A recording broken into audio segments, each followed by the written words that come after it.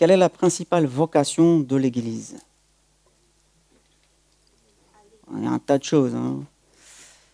Quelle est la principale vocation, notre principale vocation en tant qu'Église locale, là où nous sommes, alors que nous vivons ensemble, nous sommes ensemble en tant que chrétiens dans ce monde? Quelle est ta principale vocation en tant que chrétien? Quelle est la principale vocation de l'Église locale dans laquelle nous faisons? Fait des petits disciples, des grands disciples. Fait de petits. Ok. C'est une vocation. C'est une vocation. Voilà. La principale vocation. On va essayer de trouver quelques réponses, mais c'est tout ça que vous avez dit. Ça fait partie du paquet. Et puis la réponse se trouve quand même dans notre passage de ce matin, toujours dans l'épître aux Philippiens. Vous qui me suivez, on est toujours dans le premier chapitre, et cette fois le verset 27 à 30. Gardez cette question en tête. Quelle est notre principale vocation en tant qu'Église, alors que nous vivons ensemble dans ce monde? Encore Paul qui a parlé à cette Église qui nous parle aujourd'hui, Philippiens 1, 27 à 30. Il nous dit ceci: seulement, conduisez-vous d'une manière digne de l'évangile du Christ. Ainsi que je vienne vous voir ou que je sois absent, j'entendrai dire de vous que vous tenez ferme dans un même esprit, combattant d'un même cœur pour la foi de l'évangile, sans vous laisser effrayer en rien par les adversaires, parce que pour eux c'est une preuve de perdition, mais pour vous de salut. Et cela vient de Dieu. En effet, il vous a été fait la grâce non seulement de croire en Christ, mais encore de souffrir pour lui, en menant le même combat que celui que vous m'avez vu mener et que vous l'apprenez maintenant, je mène encore. Amen. Ça, c'est la parole de Dieu. Seigneur, nous voulons encore une fois te remercier pour ta parole qui est merveilleuse, qui nous montre comment nous devons vivre en tant que tes enfants dans ce monde-là, Seigneur. Et nous voulons, comme nous disait ton fils Jésus, nous avons vouloir faire ta volonté, ce que te plaire. Alors merci de nous conduire ce matin par ta parole, que ton Esprit Saint nous aide à bien saisir ta parole à toi, tes mots, ta pensée, ce que tu veux pour ton Église. Oui, nous voulons que ta volonté soit faite, non seulement aujourd'hui, mais tous les jours de notre vie. Amen. Comme nous avons déjà vu, jusqu'à présent, Paul, il a commencé pour donner ses nouvelles. Il a raconté à l'Église comment il allait, il était en prison, voilà, comment il le sentait. Et maintenant, il se tourne vers l'Église et il lui dit de comment elle devrait être. Comment nous, l'Église des Sables d'Olonne, nous devons être. Et voici la pensée de Paul, ce qu'il veut que nous sachions. Il est absolument, mes amis, nécessaire que la vie commune de l'Église, dans notre Église, dans ce monde, témoigne de la valeur pleinement satisfaisante de Jésus. Que nous soyons vraiment pleinement satisfaits en Christ, en Jésus. Et Paul, par ces quelques mots-là, de ces versets qu'on vient de lire, il a exhorté les Philippiens, il nous exhorte aujourd'hui par 3 impératifs, si je peux dire. Il nous dit, vous devez vivre pour l'Évangile, vous devez vous battre pour l'Évangile, et vous devez souffrir pour l'Évangile. Et le premier mot qu'on trouve ici dans le verset 27 est le mot « seulement ». C'est ainsi qu'il commence la phrase. Pour qu'on puisse comprendre ce « seulement-là », il faut qu'on revienne en arrière et replacer ce mot-là dans son contexte. Peut-être vous vous rappelez ce que vous avez entendu la semaine dernière. Paul est emprisonné à Rome, on sait bien, dans l'attente d'un procès. Il attend son jugement. Et sa vie, il sait bien qu'elle est en danger. Mais il ne sait pas exactement ce qui va lui arriver. Mais il sait une chose. Il est certain, il est sûr que le Christ sera de toute façon honoré dans sa vie, dans son corps, de deux manières. Soit il vivra, soit il mourra. De toute façon, Christ va être honoré dans sa vie. C'est d'ailleurs le cas pour nous aujourd'hui aussi. Et on arrive à cette conclusion. Il vaut bien mieux pour lui de quitter cette vie terrestre et être avec le Christ, ce qui est de beaucoup le meilleur, comme il dit, mais il est plus nécessaire qu'il reste encore sur cette terre pour le bien des Philippiens, comme il le dit. Paul, on est convaincu, il faut que je reste. Même si je veux partir et être avec mon Seigneur, mais il faut que je reste avec vous pour votre bien, pour votre foi, pour que cette Église continue à grandir. Paul, on est convaincu. Il dit que sa vie sera épargnée de toute façon et qu'il continuera à servir cette Église-là de Philippe. Verset 25, il nous dit, pour votre progrès et votre joie dans la foi. Puis au verset 26, il dit, afin que par ma présence parmi vous, votre fierté en Christ abonde à cause de moi. Ce qu'il va faire pour cette Église. Et la phrase clé ici, dans ce verset 26, c'est votre fierté en Christ qu'elle abondera. En d'autres termes, qu'est-ce que ça signifie? Si vous grandissez dans la foi, si votre joie dans la foi augmente, cela signifie que votre confiance en Christ augmente aussi. Autrement dit, il n'y a pas de croissance dans la vie chrétienne, mes amis, sans une confiance profonde en Jésus. Si vous ne faites pas confiance en Christ, votre foi, elle va être toujours soit stable, minimale, soit elle va baisser. Alors, si vous voulez grandir en tant que chrétien, qu'est-ce que vous devez faire? Vous devez faire davantage confiance à Jésus. Vous devez chercher davantage Jésus. Vous devez connaître davantage Jésus. Vous devez aimer davantage Jésus. Mais vous vous éloignez pas de lui. C'est comme ça que votre vie chrétienne va grandir, va abonder. Votre joie, votre foi, votre confiance. Et Paul dit, cela vaut la peine de vivre pour lui, pour Jésus. Il souhaite tellement cela pour cette Église qu'il dit, c'est pour cela, mes amis, que je suis encore là avec vous, pour que votre foi en Christ abonde. Et Paul va, à un moment donné, rendre visite à cette Église. Il va les trouver grandissant dans la foi, débordant de joie et se glorifiant en Christ. Il va trouver cette Église telle qu'elle, mais à une condition. Et c'est là qu'intervient ce mot-là, seulement, mes amis, du verset 27. C'est un mot important. Seulement, mes Éphésiens, il dit. Et Paul est sur le point de dire quelque chose de très important. La seule chose que l'Église locale doit se rappeler, c'est la seule chose qu'elle doit faire. Et ce que Paul va dire n'est pas négociable. En d'autres termes, s'ils font cette seule chose-là, tout le reste s'arrangera de lui-même. Mais sans cette chose-là, même si tout le reste se déroule parfaitement bien, si on a toutes les compétences pour faire les choses, ils vont échouer dans leur mission. S'ils négligent cette question-là.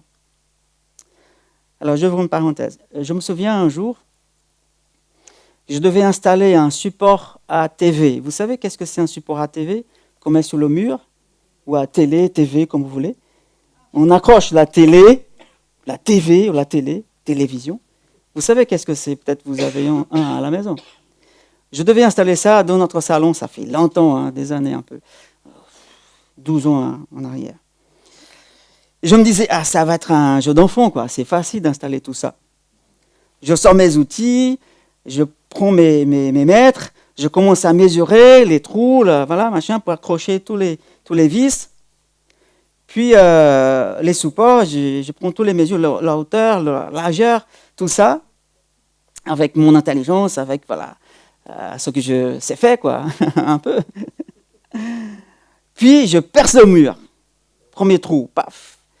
Et puis, tous les 4 trous, on va dire, j'installe le support, ça ne marche pas. J'essaie la télé, ça ne marche pas non plus. Je recommence. En fait, j'essaie de faire toutes les mesures avec mon mètre, comme ça, à hauteur.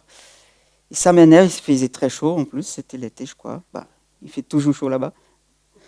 Et presque 2 heures plus tard, pour installer un support à télé, j'étais stressé, fatigué, il y avait du monde à la maison, et puis finalement, j'ai terminé.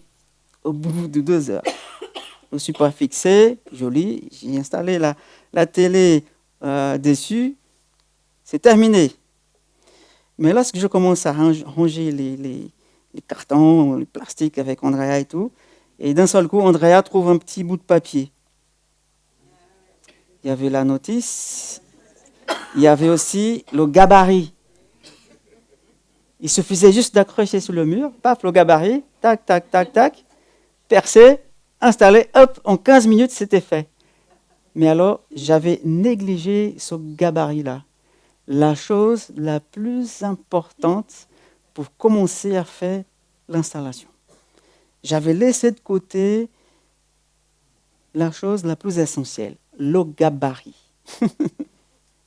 Et parfois, on fait ça dans tous les domaines de notre vie. On oublie certaines choses qui sont vraiment essentielles pour y arriver. On perd du temps, on est fatigué. Voilà ce qui m'est arrivé il y a presque 12 ans. J'avais négligé ces petits bouts de papier, j'avais passé tout ce temps-là, j'ai laissé de côté la seule chose qui était absolument nécessaire, le fameux gabarit. Et Paul, en écrivant à cette église, il ne veut pas que l'église fasse cela.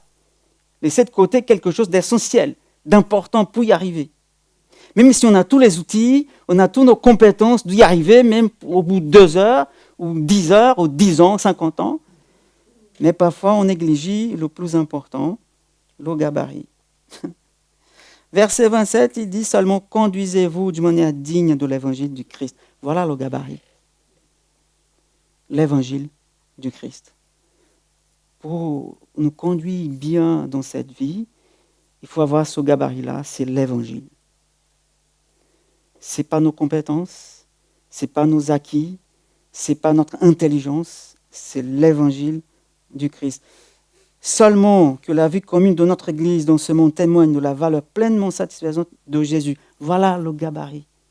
Voilà ce qui peut nous donner vraiment la direction, la bonne direction. Conduisez-vous, dit Paul.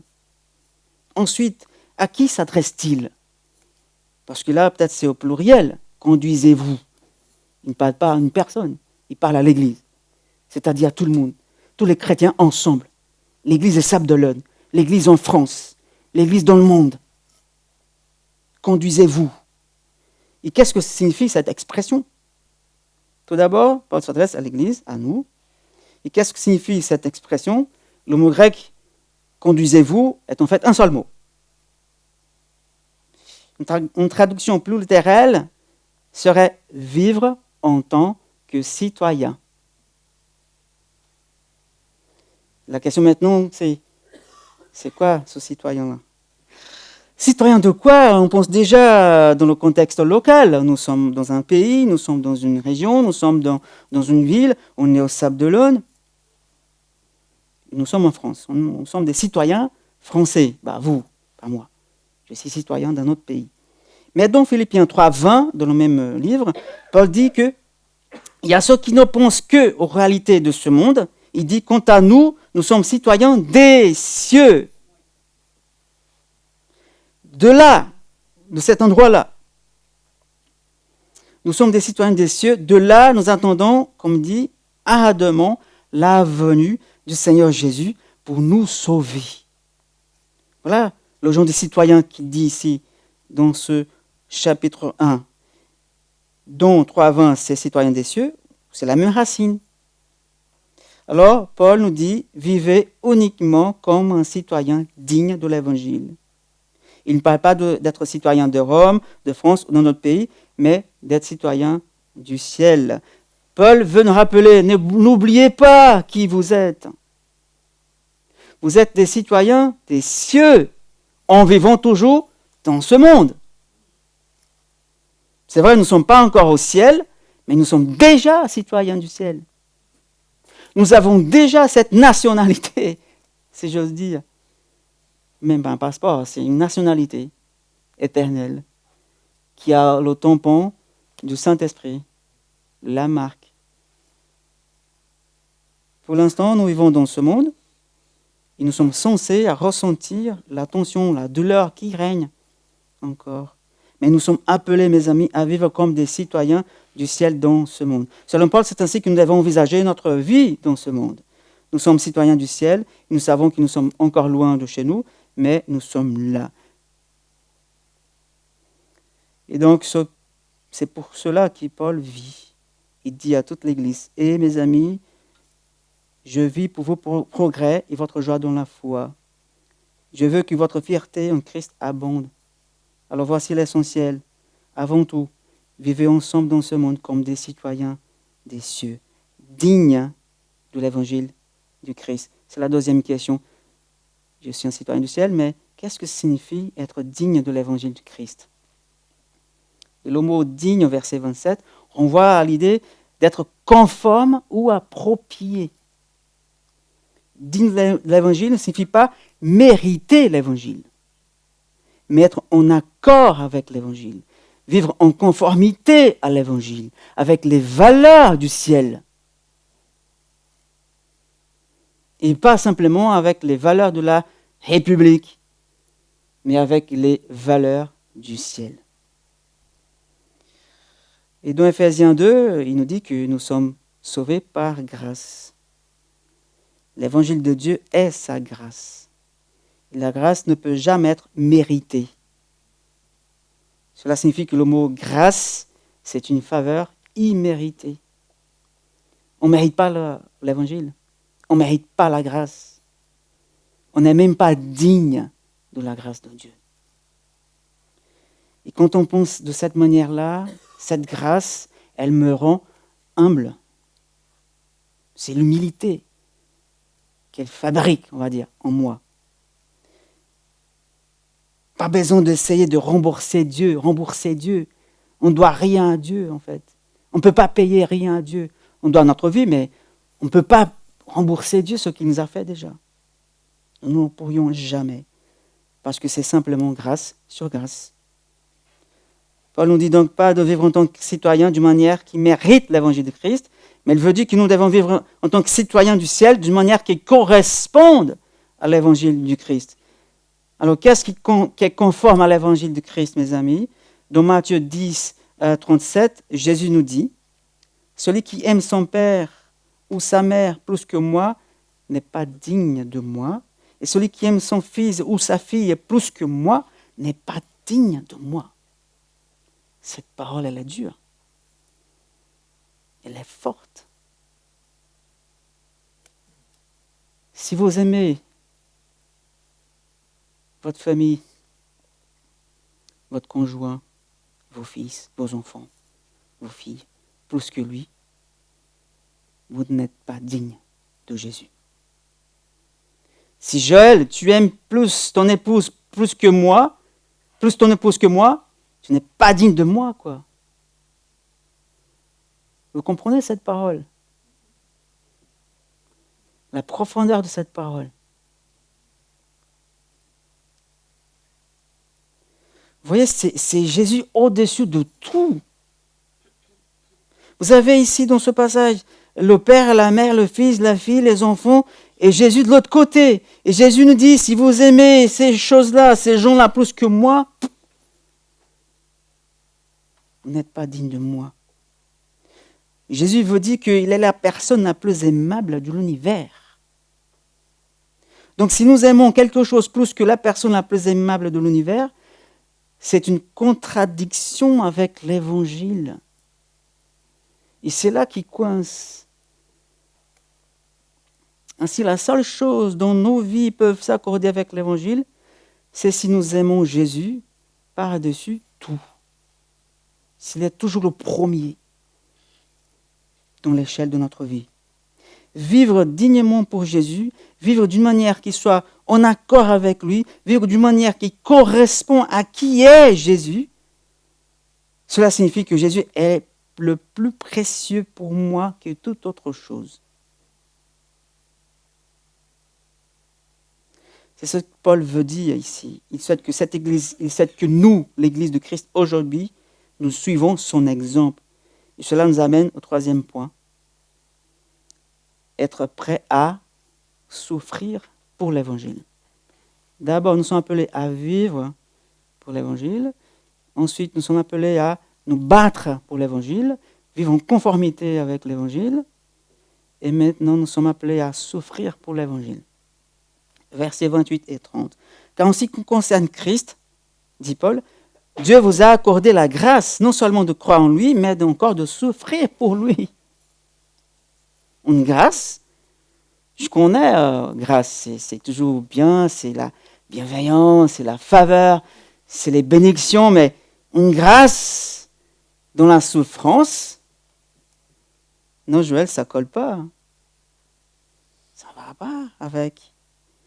Mais le mot utilisé ici pour accorder, il nous a accordé, dans le verset 29, est littéralement le mot gracier. Vous avez été graciés.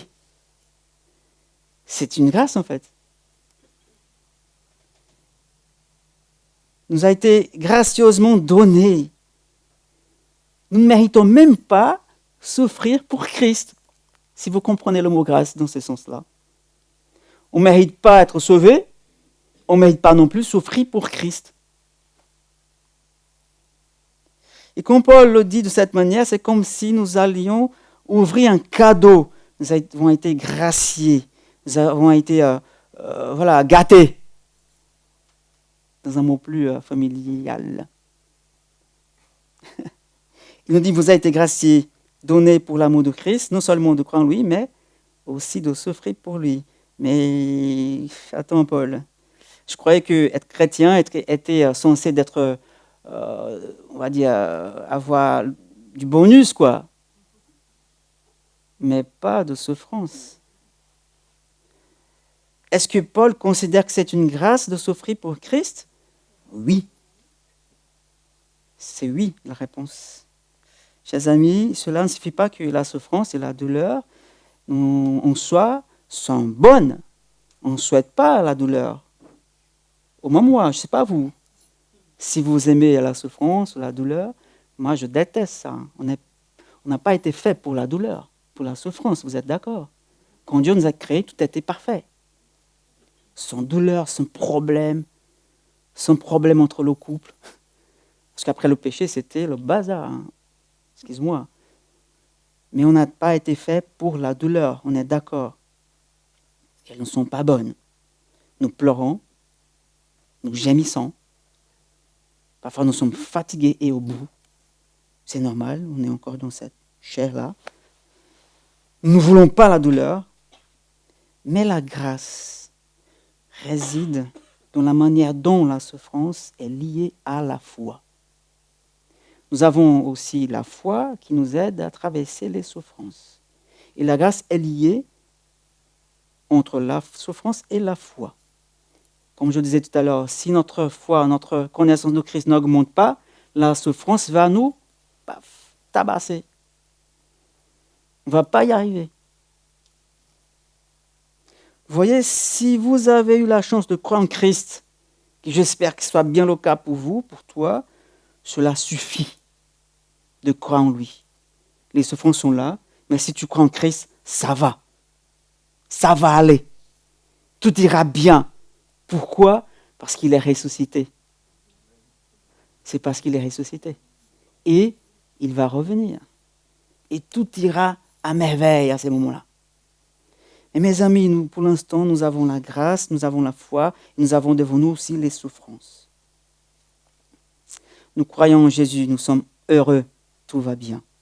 Mais si vous avez également la grâce de souffrir pour Jésus, Cela signifie que votre croyance, votre foi est vécue et expérimentée au plus haut niveau. Imaginez un croyant hypothétique. Nous allons l'appeler Job. Job est chrétien. Il croit en Christ, il croit en Jésus, il a été pardonné, il est submergé par la grâce. Jésus est son plus grand trésor. De plus, il a beaucoup d'enfants. Cet homme est béni. Jésus lui a donné une grande famille. Ils s'entendent tous bien. Jésus lui a également donné environ 7000 moutons, chameaux, bœufs, ânes. Son entreprise se porte très bien. Job aime Jésus. Il est très confortable. Il a une vie confortable. Ce qui pourrait nous amener à nous demander, est-ce que vraiment cet homme aime Jésus plus que tout? Ou aime plutôt le confort que Jésus lui a accordé? Qu'aime-t-il le plus? Qu'aime-t-il le plus?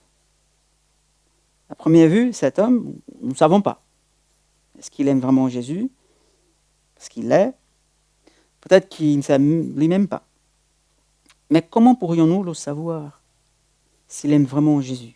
Eh bien, si on nous enlevait certaines de ces choses-là qu'il a, et si nous sommes honnêtes avec nous-mêmes, il est difficile de dire que nous aimons Jésus plus que notre confort, tant que notre confort n'est pas encore perdu.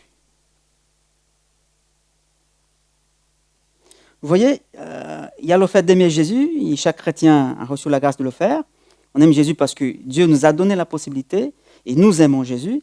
Mais il y a aussi le fait d'aimer Jésus quand Jésus est tout ce que vous avez. C'est facile de dire « j'aime Jésus quand tout va bien ». Mais si on enlevait tous ces conforts que vous avez, la santé, le travail, l'argent, la famille, tout ça, est-ce qu'on allait continuer d'aimer Jésus autant qu'avant? C'est ça le point à se poser, la question à se poser. Parce que quand vous savez que le principal cadeau que Jésus vous a fait, c'est lui-même en fait, ce n'est pas les bénédictions qu'il peut vous donner, cet amour-là est plus profond. Non seulement on croit en Christ, mes amis, mais nous sommes appelés à souffrir pour lui. C'est là le test. Si on est disponible ou dispo, prêt à souffrir pour Christ, ça signifie que notre amour est au niveau, on va dire. Vous savez, nous avons un ennemi qui s'appelle Satan. Satan, il est contre l'évangile. Cela aussi signifie que ceux qui sont de côté de Satan, ils sont aussi contre l'évangile. Ils sont des opposants. Ils s'opposeront aux chrétiens, les chrétiens qui prennent position pour l'évangile. Et Paul dit 3 choses pour nous encourager, pour terminer, lorsque nous souffrons pour Jésus. 1, la souffrance est un signe. Est un bon signe, que vous êtes sur la bonne voie. Sauf, parenthèse, si la souffrance que vous vivez, de problème, a été causée par nos mauvais choix, nos désobéissances. Et même là, Dieu a permis, mais il nous laisse faire. Mais parfois, c'est Dieu qui provoque, il utilise même le diable. On va voir ça la semaine prochaine, si Dieu veut. La souffrance est un signe, verset 28. Il se peut que certains soient contre nous parce que nous avons choisi de suivre Jésus. Mais cela montre aussi que nous sommes des vrais chrétiens, mes amis. Cela montre que c'est nous qui aurons la victoire et que ce sont nos ennemis qui perdront la bataille. 2, la souffrance est un don, est une grâce, verset 29. La foi en Jésus est un don parfait de Dieu, ça vient de Dieu. Mais la souffrance est aussi un don parfait de Dieu. Matthieu 5, 10 à 12, Jésus nous dit « Heureux ceux qui sont persécutés pour la justice, car le royaume des cieux leur appartient. Heureux serez-vous lorsqu'on vous insultera, qu'on vous persécutera et qu'on dira faussement de vous toutes sortes de mal à cause de moi. Réjouissez-vous et soyez dans l'allégresse, parce que votre récompense sera grande au ciel. En effet, c'est ainsi qu'on a persécuté les prophètes qui vous ont précédés. 3. La souffrance est normale. Verset 30. Paul, en prison, veut encourager les chrétiens qui souffrent. C'est normal de souffrir, dit-il. Ne vous découragez pas. Nous combattons ensemble. Et quand on arrive à cet stade-là, mes amis, à ce niveau-là, les gens vont voir notre témoignage et ça va maximiser notre témoignage. Et les gens nous verront, ils diront « Wow, cette personne-là croit vraiment en Christ, en cet homme, en Jésus. Jésus est si précieux à ses yeux qu'elle continuera à l'aimer même si les choses n'en vont pas bien. » Tu veux dire que Jésus a plus de valeur à tes yeux que la vie elle-même? Tu veux dire que pour toi, être avec Jésus est plus important que tout? Tout cela, mes amis, a été accordé, dit Paul, à nous, d'avoir ce genre de vie pour l'amour de Christ. Non seulement de croire en lui, mais de souffrir pour lui. Puis, au verset 30, Paul nous dit, cela signifie, chère Église, que nous sommes pareils, vous et moi, parce que vous avez eu la grâce de souffrir pour le Christ. Cela signifie que ce que vous vivez, c'est ce que vous m'avez vu vivre et ce que je vis encore ici-bas. Chers amis, le Seigneur attend de nous, attend de toi, attend de vous, attend de cette Église, en tant que corps tout entier, que nous embrassions vraiment Jésus comme notre passion dévorante et notre trésor qui comble tous nos désirs, tous nos envies, toutes nos attentes. C'est Jésus qui doit combler. Posez-vous la question suivante. Qu'est-ce qui plaît le plus à Dieu? Que je sois doué pour beaucoup de choses ou que je ressemble davantage à Jésus? Que je parle beaucoup de Jésus ou que je mène une vie conforme à l'Évangile? Voilà notre principale vocation, mes amis, mener une vie conforme à l'Évangile. C'est ce qui signifie vivre pour l'Évangile, se battre pour l'Évangile et souffrir pour l'Évangile. Êtes-vous prêts à cela? Que Dieu nous bénisse et nous aide à accomplir sa volonté.